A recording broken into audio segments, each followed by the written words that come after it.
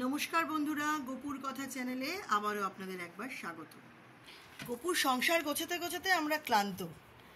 এমন একটা সময় ছিল যখন গোপুর বাবা মা সক্ষম ছিল গোপুর জন্মদিন করতে, আর সেই প্রতি বছরের জন্মদিনের এক একটা সিডি দেখুন, আপনাদেরকে দেখাচ্ছি। প্রতি বছর জন্মদিন হতো, আর সেই সব সিডিগুলো এক এক বছরের জন্মদিনের কত কত স্মৃতি সব এই সিডিগুলোতে রয়ে গেছে। পেছন দিকে দেখুন, গোপুর ছবিও আছে। সবাই কেক কাটা, সব কিছু এইসবগুলো হতো প্রতি বছরের জন্মদিনে। ছোট্টর থেকে গোপুর জন্মদিন হতো, ট্যাগরাজ হলে হতো, আর সেই ট্যাগরাজ হলে গোপুর বার্থডে সেলিব্রেশন হতো।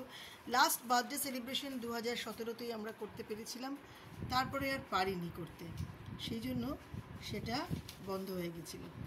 কারণ তারপরেই একটুখানি যা হয়, কারণ বিশাল একটা খরচা ছিল, আর তারপরে প্রচুর লোকজন আসতো, তাদেরকে খাওয়ানো দাওয়ানো, 500-600 এরম মানুষজন, তারপরে কিছু হেল্পও করতাম অনেক, থ্যালাসেমিয়া থেকে শুরু করে সব কিছুতে।